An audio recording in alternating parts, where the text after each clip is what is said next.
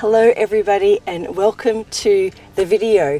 If you're new here, welcome. If you're a returning viewer, welcome back. Nice to see you again. So this is video I've wanted to make for a while. It's been on my mind, and that is a video about caravan parks. So I want to cover two different things about caravan parks. First of all, the biggest one I found is the difference between powered and unpowered sites, and also the myth that comes up that if I live in a van and stay in a caravan park that I'm cheating, as if that's possible to cheat on how I live my life. All right, let's get started.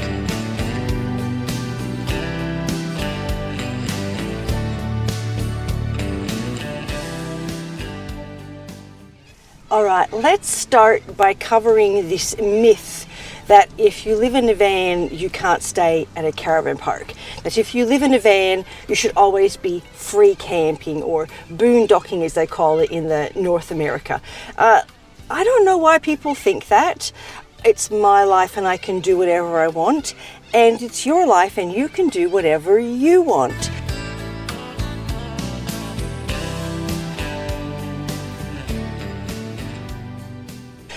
I think sometimes you get a bit of judgment from people about living in a caravan park, staying in a caravan park, and I don't really understand it. Now, I do understand there are some people that are forced to live in a van because they can't afford anything else. But my videos are mostly for people that are choosing van life. I'm not talking about people that have no money, are in really poor situations. I'm talking about people that are choosing to live van life. Now, even if you are in a van because you can't afford housing at the moment, staying in a caravan park is still much cheaper than housing. So one of the tricks I found is I stay in small country towns. I don't stay on the coast. I am in Australia. If you come inland from the coast, you can get some very reasonable prices, usually between $20 to maybe $32, $33 a night. And a lot of them will have a weekly rate. I choose to come to caravan parks for usually a couple of reasons. The first one is I may just want a bit of luxury. I may want to have a hot shower by just turning the tap on. I may want to use a toilet that flushes. I may want to use some of the kitchen facilities. A lot of the caravan parks in Western Australia anyway have a camp kitchen, and I can use the kitchen facilities. Staying at these places is sometimes like a 5-star hotel to me now. And when I want a bit of luxury, I take it because I can afford to do it. So that's one of the reasons. Another reason to stay at a caravan park is if the weather is going to be so bad that, first of all, free camping means I'll be camping in mud and dirt and slush. That's not much fun to get all that in the van, especially when you have a dog. It's really not fun. And the second reason is if it's overcast and cloudy for too many days in a row, I can't keep up my power with my solar, and it would require driving.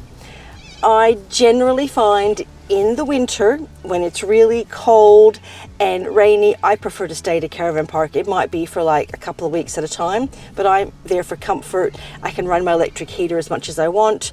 I can usually stay on a concrete pad. There's grass. It's just a much more pleasant experience, and I'm trying to live my life joyfully. I'm not trying to punish and torture myself.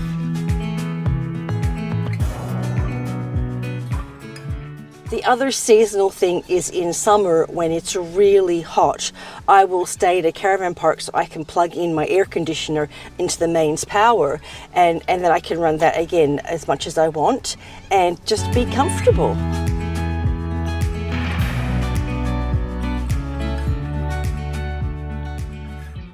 So I do get a lot of emails from women saying that they want to live in a van but they're scared to go out and do the free camping and things like I do. And my response to them is always, you can go to a caravan park. You don't have to go out into the bush and free camp in the middle of nowhere. You can also go to popular camping spots where there are lots of people around. So this is your life and you get to choose how to do it. Don't worry about what other people say or think. Don't worry about the judgment that you may get from people saying, well, that's not really camping or that's not really van life. I choose to live my life how I want, and I don't need other people telling me how I should or shouldn't do it.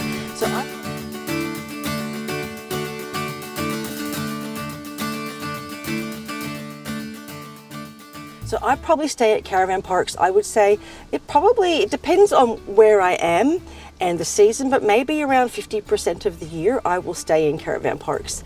I have probably for the last year. Like I said, it does depend where you are as to how much free camping is available in certain areas and things like that. But please live your life how you want to live it. If you want to stay at a caravan park, stay at a caravan park. If you want to live at a caravan park in your van, please do. I know myself, I would rather live full-time in a caravan park, like it is one of the country towns, in my van, than move back into a house. That's the honest truth. I'm much happier in this situation. All right, let's move on to the next thing I want to talk about with caravan parks. If you're new to this kind of lifestyle, you might be surprised. I have recently put 2 and 2 together about this topic, and that is powered versus unpowered. Now, the name implies the only difference is whether or not there is power, but I have come to learn that is not true. There's a lot bigger difference. Let me tell you what I've learned. Now, I'm only talking from my experience, okay? This is my experience. The places that I've stayed, I mostly stay in small country towns. And when I say small, we're talking 1,000 and less people, sometimes a couple hundred people, very small country towns. And they're usually shire run caravan parks. I have stayed at a few bigger caravan parks in touristy areas, but my experience has always been the same. I'm also in Western Australia. In Western Australia, I stay at caravan parks. And if you're in North America, I think they're called RV parks. And on the eastern states, or eastern side of Australia, I stay at mostly showgrounds. So most of their showgrounds have like a caravan park set up that you can stay at. Again, in a small town, it's very inexpensive. But here's all the differences I've noticed between what they call powered and unpowered. First of all, powered site, you're very likely to get a concrete slab to park on. You're very likely to get green grass around you, especially in the small country towns where everything else is red dirt.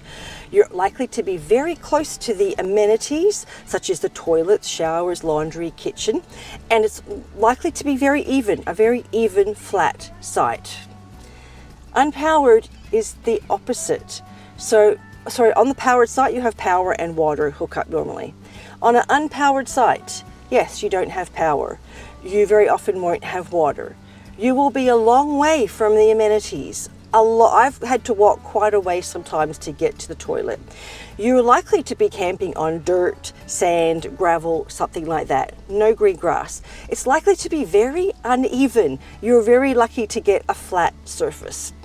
So these are the biggest differences I've noticed, and sometimes there's only about a $10 a night difference between powered and unpowered. So in some situations I might go somewhere because I just want to do laundry or something like that for overnight. I could very easily go unpowered. I have enough power to do it.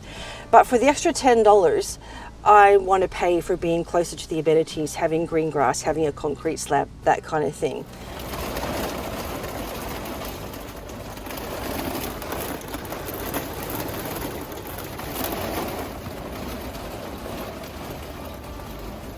So if you're booking caravan parks and you haven't been there, try and scope out online what it actually looks like, because I would be very disappointed if I got somewhere and realized how big the difference is between powered and unpowered in the facilities and not a big difference in price.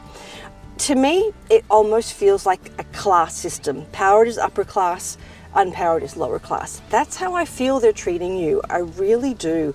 I've been quite shocked. I've kind of really realized I've been quite shocked. Now, some places you go, they only have powered, they don't have unpowered. But I just want people to be aware of that when you're going to a caravan park. Don't think that the only difference is powered. Don't think you're going to get a concrete slab, green grass, close to the amenities, all of that with unpowered. It's not like that, not in my experience. Some people might be able to say differently, but that's just, like I said, my experience that I've had.